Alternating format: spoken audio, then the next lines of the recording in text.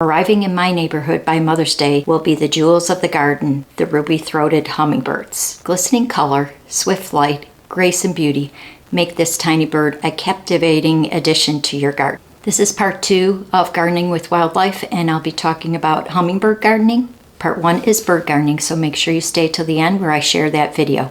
And in part 3, I'll be talking about butterfly gardening. In this video, I will share some facts and some myths about the hummingbird. I'll also share some plants that you can put in your garden to attract the hummingbirds. I'll also share some photos that I've taken of the hummingbirds over the past few years. Make sure you stay till the end where I share an interesting fact about the month of April and gardening.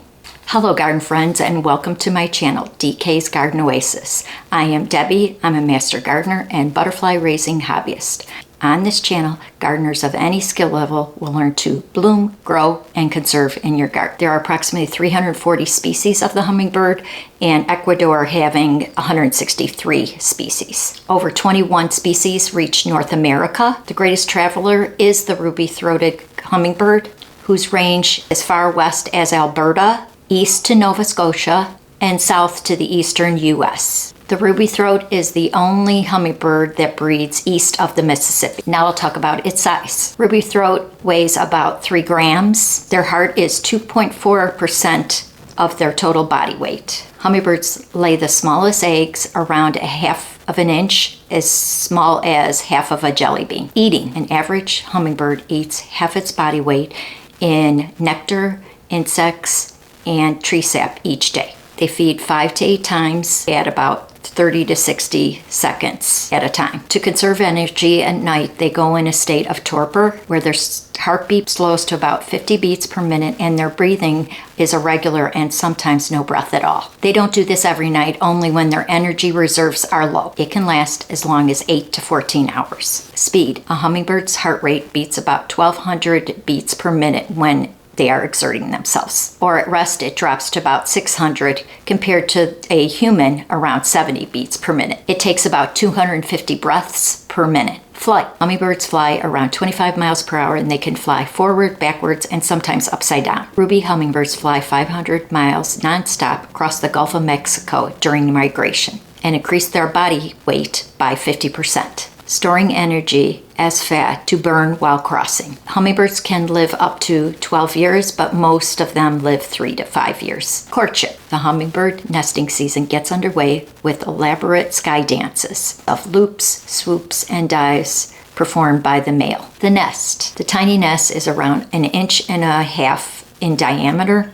is lined with plant down and held together with spider web. The outside is camouflaged with bits of moss and lichen, so it looks like the branch that it is attached to. It takes about a week for the female to build the nest. Eggs and young. The 2, sometimes 3 elongated pure white eggs are about 1/2 inch in length and they are incubated about 15 to 17 days. They remain in the nest about 3 weeks. 1 or 2 broods are raised each season. The hummingbird friendly yard. These are some things that you can do to have a hummingbird friendly yard. Open land provides space for courtship and display flights. Nectar flowers on your porch so you can bring those hummers up close. Hostas and impatiens to attract hummingbirds to the shady parts of your garden. Use plenty of red and orange flowers to attract the hummers to your garden. You also might want to put a sitting area so you can view them. When watering your lawn, put it on the finest mist so the hummers can bathe on the wing. You also want to have 2 or more feeding stations because they are highly territorial, so you would want them in different parts of your yard. Here are some examples of some annual flowers to bring in the hummingbirds. Phlox, Mexican sunflowers, zinnias, petunias, and salvia. Perennials, bee balm, columbine, hibiscus, and coral bells. Vines, trumpet, honeysuckle, mandevilla, red morning glories. Trees and shrubs, butterfly bush, flowering quince, Weigelia, and rose of Sharon. Now I'm going to show you different kind of hummingbird feeders. I'm very passionate about what I put in the feeders, the nectar, and it's very simple. It is 4 parts water, 1 part sugar. And I boil the water. You don't necessarily need to do that, but I do. And then once that water is boiling, I put in the sugar so it dissolves. That's the main thing, is to get the sugar to dissolve. Also, if you do boil it and put it in the refrigerator, it does stay a little bit longer. The most that I save the hummingbird nectar is 1 week. You want to put the feeders close to shrubs, but not so close to any kind of windows, generally about 15 to 20 feet so they don't have collisions with the glass windows. Partial shade is the best if you can to avoid spoilage. So as I said before, I'm very passionate about what I put in the feeders, and these are the things that you should not do. Stronger concentrations of the mixture has been shown to affect the liver of captive hummingbirds, and weaker concentrations are less attractive to the hummingbirds. Don't substitute with honey as it spoils quicker and also contains a bacteria that causes a fungal disease of the tongue, and that's how they drink their food, with their tongue, and their tongue swells up so they can no longer drink that nectar. The safety of red dye has been in question for food consumption. That's the red dye number 2. Therefore, it is unnecessary and potentially harmful to the hummers if they do drink that nectar with the red dye. Clean at least every 3 days in hot weather, and when it's cooler you can go 6 to 7 days. The bacteria and mold are health risks to the hummingbirds and can kill them. How you want to clean the feeders. You empty the old nectar and rinse it out. I have on occasion sprayed it with bleach, but I put mine in the dishwasher and that seems to clean it up very good. I have plenty of extra feeders, so I take them down every 3 days, put them in the dishwasher, and replace with clean ones. You can also splash with vinegar and if you dry rice grains, and that will dislodge any mold. Then you would empty, and also I use a little bottle brush. They have those especially for the hummingbird feeders that you can get into each of the ports. How to deter ants, bees, and wasps. There are bee guards and ant moats, and you don't want to use any kind of petroleum jelly or anything oily, as if this gets on the wings of the birds, then they can no longer fly. I wanted to show you a picture of the sphinx moth. They usually flit around your garden, your petunias, your hostas, and they do look like a hummingbird, but they are called a hummingbird moth or sphinx moth. Interesting fact about the hummingbird moth, its proboscis or drinking straw is twice the length of their body. Here are some hummingbird myths. They suck nectar. This is false. They extend their tongue and lick at a rate of 13 times per second. Hummingbirds teach their young to fly. This is false. Young hummingbirds instinctively know how to fly.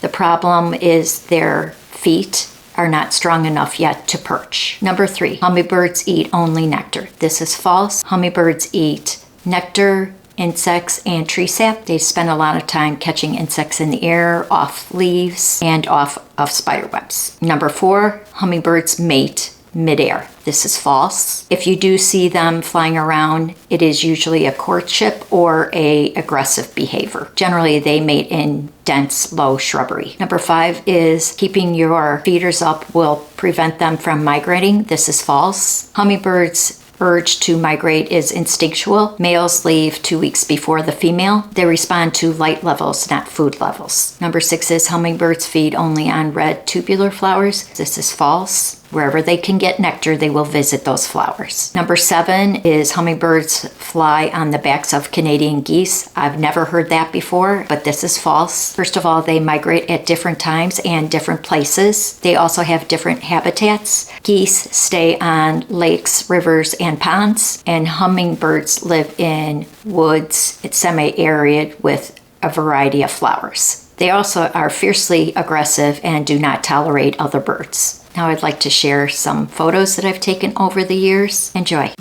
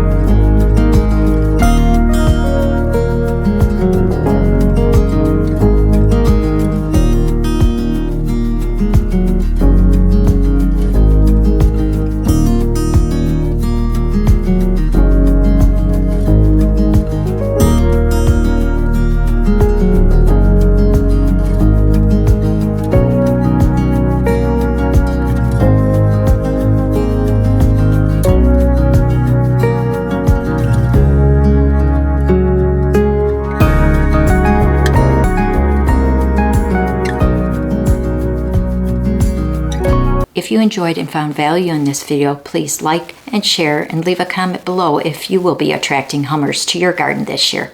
The last and final of this series will be butterfly garden, so make sure you hit the subscribe and notification bell to get those future videos. Now I'd like to share an interesting fact about the month of April.